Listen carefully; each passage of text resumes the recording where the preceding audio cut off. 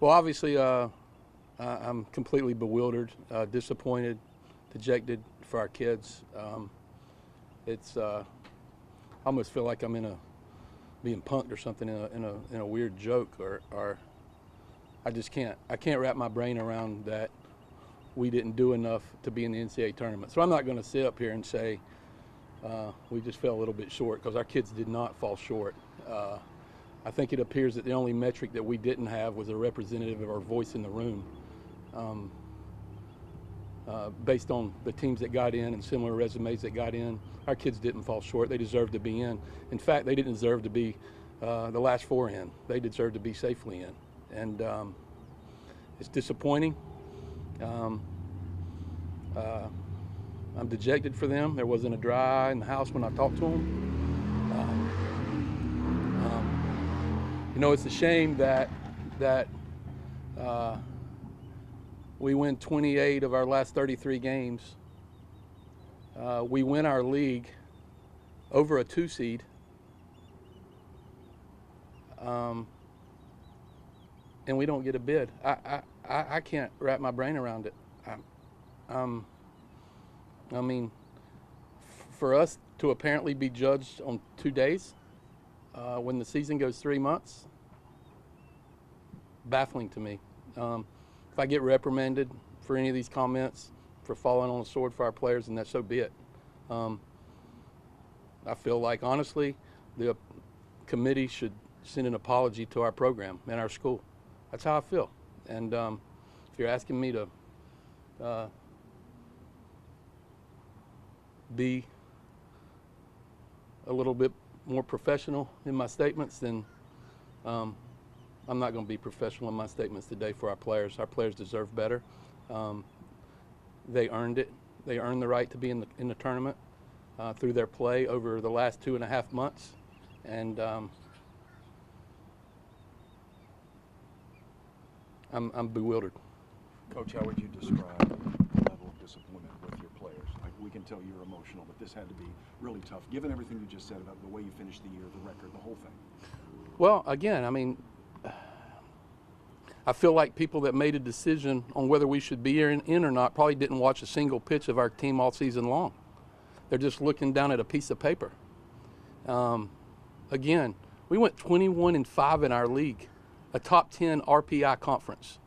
We went 21-5, and our kids are being denied a chance to play in the NCAA tournament. It's a complete joke. And don't say, hey, shrink the schedule. Don't say that. We try to play everybody. We don't run and hide from anyone.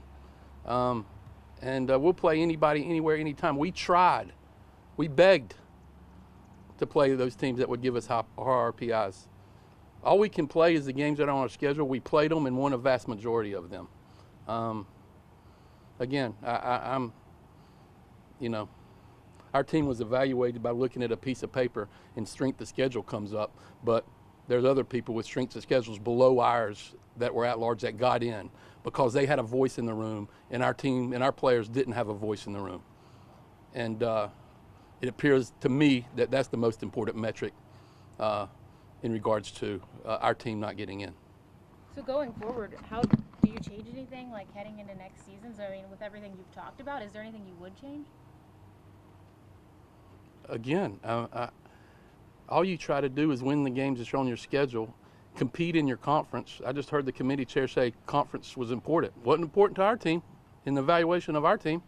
It was important, I guess, for whatever team they were fighting for, but it wasn't important to win the league and to win the regular season for our team. I wish we had somebody in that room that was fighting for us, and unfortunately we didn't. We have an incredible AD that fought like crazy to get on the committee because we feared something like this would happen to a mid-major. But the Colonial Athletic Association, the Coastal now, we deserve more than one bid. Our league got screwed. And that's, you can make a case that if we don't have a conference tournament, that we should have 3 teams in because Northeastern deserves it too. And, if you're going to go by RPI, But apparently they went with the metrics that suited their agenda or suited the teams they were fighting for. And unfortunately, we didn't have a voice in the room. Last week, even a few days ago, speculation showed 3 teams right from the CAA could have gotten in. What do you think changed between then and now? I guess we didn't have representation. Listen, I know I should take the high road a little bit more than probably I'm taking it right now, but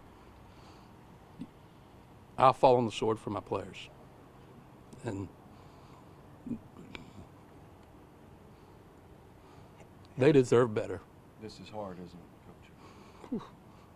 We work.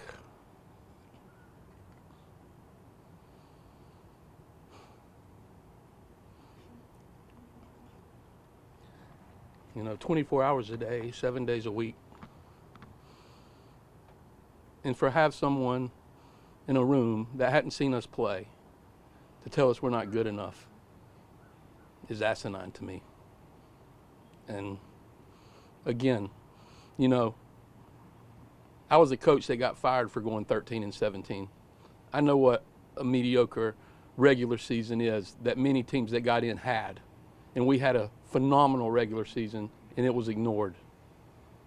And, I mean, there are teams that got in today that probably sent their players home because they knew they didn't probably deserve to be in. And our kids were denied a chance to keep playing. And 28-5 their last 33, won the regular season. Regular season doesn't matter? Oh, he said it did matter. Now it doesn't matter when it comes to College of Charleston? I'm at a loss. Was there a point during the show that you knew you guys weren't getting in, or were you holding out hope throughout the whole show? Luckily, I've been in the business a long time, and I got friends and contacts that that knew that we should be in and felt it was important to call me before the show aired to let us know, because I guess they felt sorry for our kids and felt like, you know, our team and our program and our conference had been robbed. And again, I apologize for not being politically correct, but if I'm guilty of that, being, you know, on behalf of our players, and that's I'll choose to be remembered for that. And it's not like the league has not been a multi-bid league in the past. Even last year, Yeah, they had multi-bid league. So the precedent has been set.